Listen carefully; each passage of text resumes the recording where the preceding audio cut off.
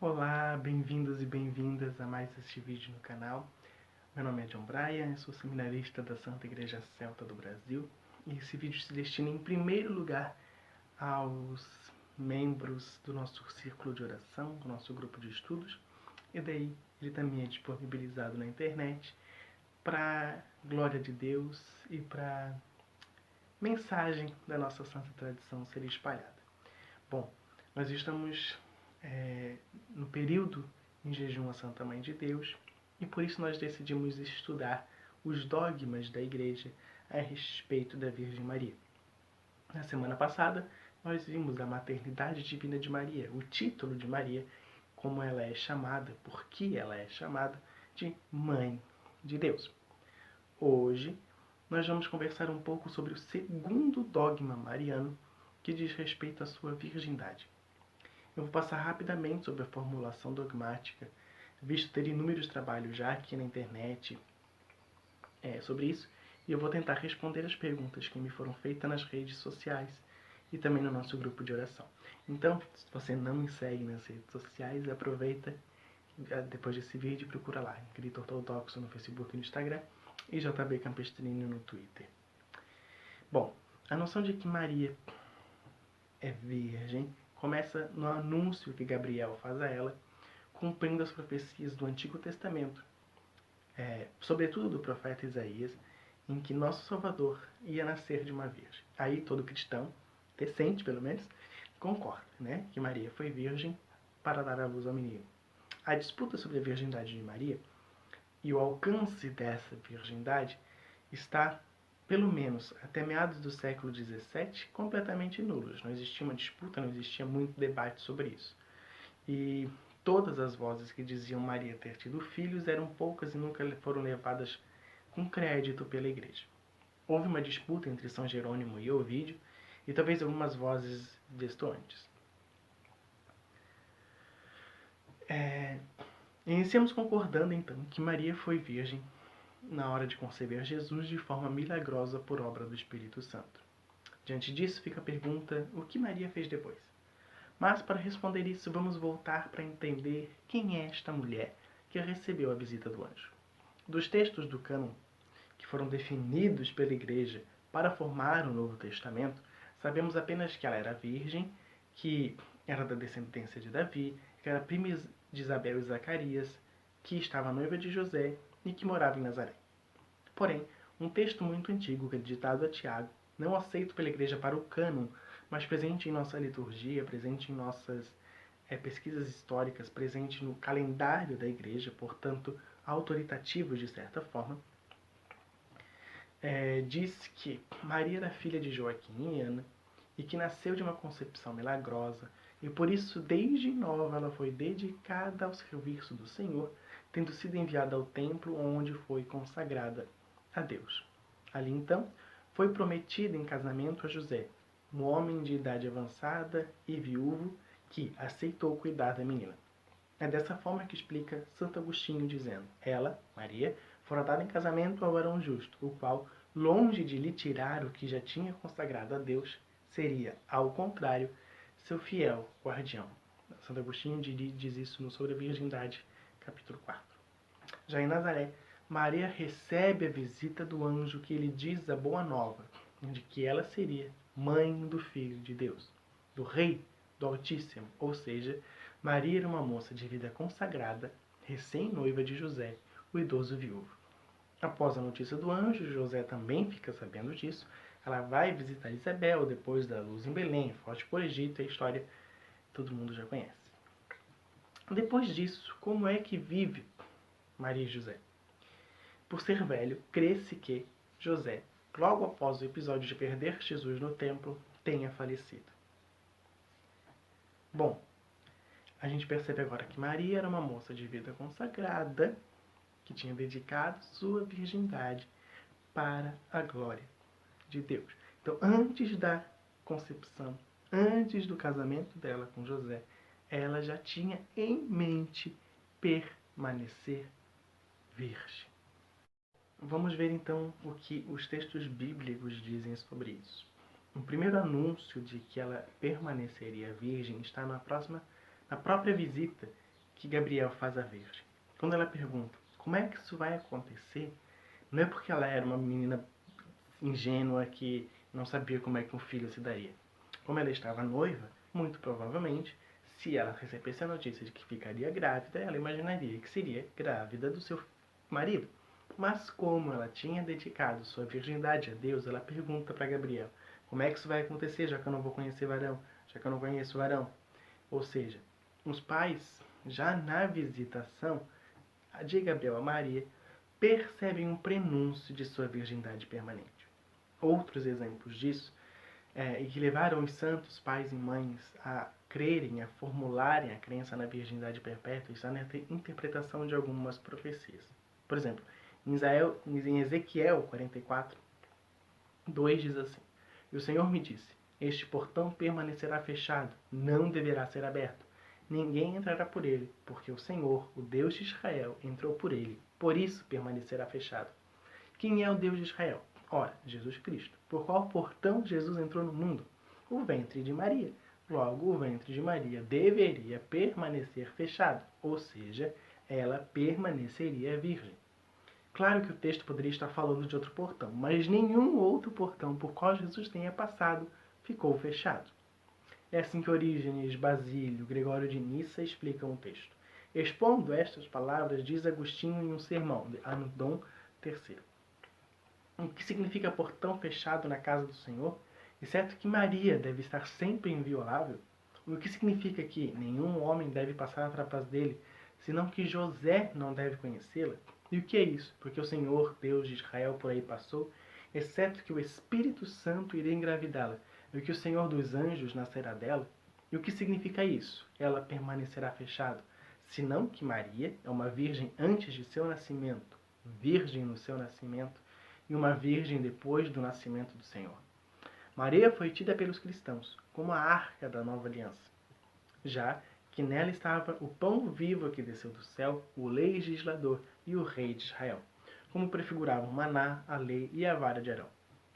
Por ser a arca de maior e eterna aliança, Maria deveria ser cuidada com um zelo maior do que aquilo que ela era sombra. É o que diz 2 Samuel. Quando chegaram à eira de Nacon, Osa estendeu a mão para a arca do Senhor e a susteve, porque os bois tinham escorregado. Então a cólera do Senhor se inflamou contra Osa, feriu Deus por causa de sua imprudência. E Osa morreu ali, mesmo perto da arca de Deus. A passagem citada mostra que nenhum homem era digno de tocar na arca do Senhor, pois esta pertencia somente a ele. O Novo Testamento apresenta Maria como a nova arca da aliança, em especial por Lucas e João, e um profundo paralelo pode ser feito entre esta arca de pedra e Nossa Senhora. Da mesma forma que nenhum homem era digno de tocar na antiga arca, nenhum varão poderia aproximar-se do tabernáculo de Deus, isto é, do corpo de Maria, a nova arca da aliança.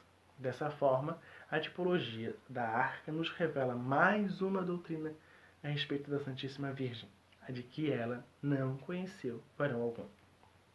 Também, o Cântico dos Cânticos diz que o jardim do amado permaneceria fechado, que a irmã e esposa, do qual o jardim é símbolo, é uma fonte selada e uma nascente fechada. A quem poderia dar esse texto esse sentido? Primeiramente a Maria, o jardim a qual a árvore da vida foi plantada, e o rio que flui água viva veio ao mundo. Portanto, este jardim também está fechado. O Novo Testamento dá indício da virgindade perpétua de Maria. Maria se casou com José, mas tinha voto de virgindade, como já vimos. Isso foi providência divina para que Maria tivesse sustento e fosse cuidada das más línguas quando aparecesse grávida sem marido. Mas por que José não a despojou? Por que eles, que eram um casal, não viveram a vida do Senhor? Porque a lei do Senhor dava esse poder de escolha ao casal, de permanecer sem relação se tivessem votos a Deus. O livro de Números, ao abordar a questão do voto feminino, lembra que o caso o marido aceite, ele deve ser cumprido. Diz Números 30. Se uma donzela que se encontra ainda na casa de seu pai fizer um voto ao Senhor, ou se impuser uma obrigação a seu pai, todo o conhecimento do voto que ela fez ou da obrigação que tomou, nada disse, todos os seus votos e suas obrigações serão válidos. Se na ocasião do seu casamento ela estiver ligada por algum voto ou algum compromisso considerado, e seu marido, sabendo, não diz nada naquele dia, seus votos serão válidos, assim como os compromissos tomados. Ou seja, José e Maria poderiam viver em casal sem ter relacionamentos sexuais. Períodos de consagração e abstinência sexual no casamento são ainda prescritos na Nova Aliança, como vemos em São Paulo escrevendo aos Coríntios. Da mesma forma, o marido não tem autoridade sobre o próprio corpo, mas sim a mulher. Não se recusem um ao outro, exceto por mútuo consentimento e durante certo tempo, para se dedicarem à oração. Ou seja, se houver consentimento entre o casal, pode haver períodos, mesmo no casamento, sem relações sexuais. Bom, José era um homem justo, segundo a gente vê em Mateus 1,19. Respeitaria o voto que sua esposa prestou a Deus. Logo percebemos que o fato de Maria se casar não exclui o seu voto de virgindade a Deus confiado. E pensemos, José, idoso, vê uma virgem ficar grávida, recebe a visita de um anjo, ele descobre que esse menino que está nascendo é o próprio Deus. É de bom tom fazer sexo com esta mulher? Não é de bom tom. Outro texto que sempre foi visto como apontando para a virgindade de Maria é o episódio em que Jesus entrega Maria aos cuidados de João na cruz, e não para um de seus supostos filhos, como mandava a lei da época. Bom, alguns têm dificuldade em aceitar a formulação de fé por ela não ser explícita nas Escrituras. Bom, a gente tem aí alguns problemas com a má compreensão do princípio da sola Escritura, mas daí isso é outro tema. A Bíblia, como vimos, dá muitos indícios da virgindade perpétua de Maria, mesmo que não seja explícita sobre isso. E os testemunhos antigos, até o século XVII pelo menos, todos atestavam para a mesma compreensão. Outros argumentam que a Bíblia fala que Jesus teve irmãos. Bom, nós acreditamos na Bíblia e dizemos, sim, Jesus teve irmãos, mas eles não eram filhos de Maria, e sim filhos de José, como vimos que já era velho e viúvo quando casou-se com Maria. E deste primeiro casamento vieram os filhos que são chamados irmãos do Senhor. Tem até uma lápide encontrada uns anos atrás que confirmaria tal tradição, mas a lápide ainda está sob investigação, então não vamos dar crédito a isso ainda. Alguns objetam que os irmãos seriam na verdade primos, já que o termo grego e hebraico é ambivalente, e a Bíblia fala de uma outra Maria, que possivelmente seriam mães de Tiago e Judas, que seriam os irmãos primos de Jesus. Bom, ambas as proposições são aceitas por mim, que José teve outros filhos e eram os irmãos que acompanhavam Maria, sobretudo nas passagens, e que Jesus está em Nazaré e é visitado por seus parentes, bem como outros sejam filhos de uma outra Maria, prima de Nossa Senhora, como vemos nos relatos da crucificação. Uns dizem que Maria não teve relações com José até que nasceu Jesus, como está lá em São Mateus, indicando que depois disso ela teve. Bom, eu usava bastante esse argumento e é um dos mais burros possíveis, o mais fraco possível. Pois bem, o texto diz que Maria não teve relações até Jesus nascer. Sim, realmente, não teve relações até Jesus nascer. Mas em momento nenhum do texto está escrito que ela teve depois. Isso é a interpretação de quem está lendo. E em muitos outros momentos da Bíblia e do uso da língua, a expressão até que denota um período de tempo, sem dizer o que ocorre depois. Paulo diz que Jesus vai reinar até entregar o reino aos pés do Pai. Isso significa que Jesus vai deixar de reinar depois disso? Não, não significa isso. Logo, o até que diz só o que o texto diz. Confusão entre unigênito e primogênito. A Bíblia chama Jesus de primogênito de Maria, o que para alguns isso significa que, se ele é o primeiro, deve ter havido os outros. Bom, não necessariamente. Primogenitura é um cargo, é uma honra que se dá a alguém, tanto que pode ser vendida, como a gente vê lá em Esaú e Jacó. E Jesus é o único filho, mas também é o primeiro, sem haver um segundo.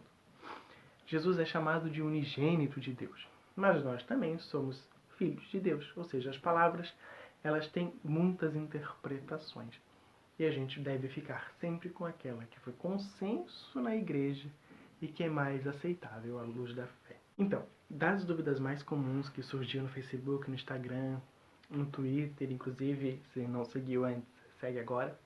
JB Campestrini no Twitter e Grito Ortodoxo no Instagram e no Facebook. E também no meu grupo de oração, essas foram as dúvidas mais comuns.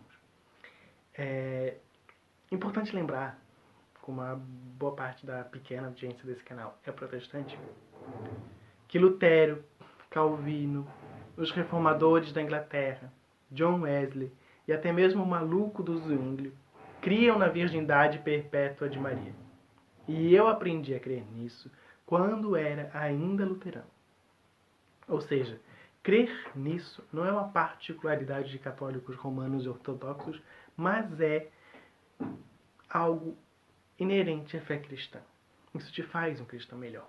E pensando nisso, uma das dúvidas que mais surgiram, e que era que eu tinha também, e que geralmente é o que se discute nos debates amorosos e amigáveis entre luteranos e anglicanos, é qual a importância de crer nisso? Para que crer nisso? Qual a diferença faz na vida da gente se Maria teve filhos ou não teve filhos depois de Jesus? Bom, em primeiro lugar, e por coerência, nós confessamos nos credos que cremos na igreja. E se nós cremos na igreja, nós cremos no que a igreja unanimemente e em consenso sempre ensinou. E por mais de 1700 anos a igreja ensinou que Maria foi, é e sempre será virgem. Então, crer na virgindade perpétua de Maria traz coerência para a nossa fé. Isso também me leva ao ponto da união. Crer na virgindade de Maria nos aproxima dos outros. Católicos romanos, ortodoxos, etíopes, coptas, luteranos, anglicanos, alguns reformados, os pré-calcedonianos. Confessar Maria sempre virgem nos une mais ao corpo de Cristo. E estar unido ao corpo de Cristo é desejo de Jesus. Participação histórica. Esse dogma foi crido e confessado em todas as partes e em todos os tempos. Sua definição breve foi dada no Segundo Concílio de Constantinopla, jogando mais uma pá de cal no nestorianismo. Mesmo alguns cristãos separados, como os condenados neste concílio, ou os que não aceitam Calcedônia, creem nisso. É a unidade com o corpo de Cristo no passado. Crer nisso também é importante para dar um ar que o Novo Testamento dá de que a virgindade no cristianismo é superior ao casamento. Logo, Jesus foi sempre virgem, Maria foi sempre virgem, a maioria dos apóstolos o foram, as filhas de Filipe eram, a esmagadora maioria dos santos e santas da igreja foram e serão virgens. Porque Maria simboliza a igreja e a virgindade significa a pureza da igreja. E porque é mais fácil crer que alguém permaneceu virgem do que alguém engravidar do Espírito Santo. Se a gente pode crer no milagre, por que a gente não consegue crer naquilo que é comum? Porque é verdade. Como vimos acima, essa concepção de fé é bíblica, neo e veterotestamentária, é de toda a igreja e, portanto, é verdade. Crer na verdade deveria ser nosso foco, ainda que isso balance algumas de nossas estruturas.